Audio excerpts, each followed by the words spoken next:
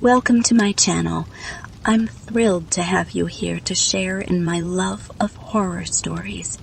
Today, I want to share with you a scary tale that will leave you on the edge of your seat.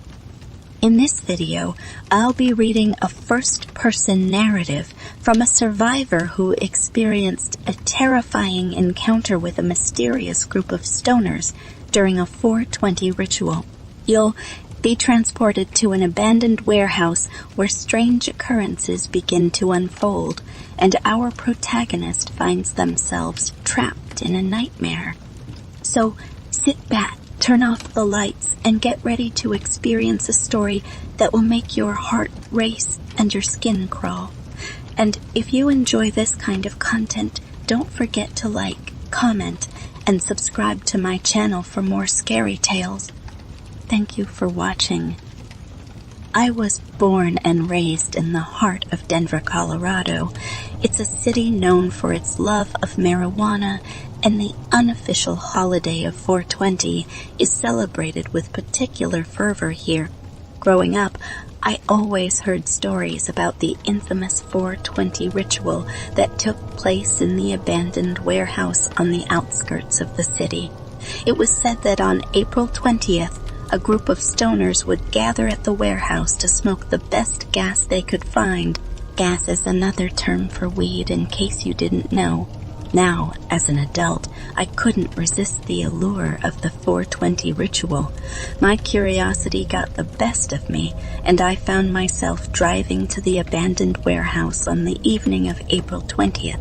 As I pulled up to the warehouse, I was struck by how desolate it looked. The building was massive, with rusted metal walls and broken windows. I could feel the hairs on the back of my neck standing up as I approached the entrance. Inside, the warehouse was dimly lit, and the air was thick with smoke. The smell of marijuana was overwhelming. I could see groups of people gathered in circles, passing around joints and pipes. They were all dressed in dark clothing, and their faces were obscured by smoke. I made my way deeper into the warehouse, searching for the center of the ritual. That's when I saw them. In the center of the warehouse, there was a group of people standing around a giant cauldron. The cauldron was filled with a bubbling liquid that glowed a sickly green color. The people were chanting in a language I couldn't understand, and I felt a wave of fear wash over me. I tried to turn and leave, but I was surrounded by the other people in the warehouse. They were all staring at me with dark, intense eyes. I felt like prey, trapped in the midst of predators. Suddenly, the chanting stopped, and the people began to move toward me. I tried to run, but they were too fast. They grabbed me and dragged me toward the cauldron. I could feel the heat radiating off of it, and the sickly smell made me gag. The people forced me to drink the liquid from the cauldron. It tasted like burning and made my throat feel like it was on fire.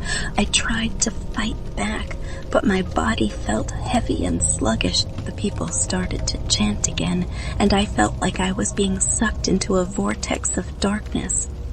When I woke up, I was lying on the ground outside the warehouse. My head was pounding and my body ached all over. I looked down at my hands, and they were covered in blood. I couldn't remember anything that had happened after I drank the liquid. The next morning, the news was filled with reports of a massacre at the abandoned warehouse. Dozens of bodies had been found, all with strange symbols carved into their flesh.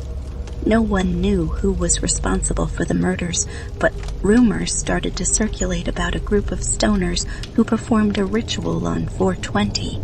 I knew then that I had been lucky to escape with my life. The 420 ritual was not just a harmless gathering of stoners. It was a dark and dangerous practice, one that had claimed the lives of many. From that day on, I stayed far away from the abandoned warehouse and the people who frequented it. I knew that I had narrowly avoided becoming a victim of the 420 ritual, and I didn't want to take that chance again.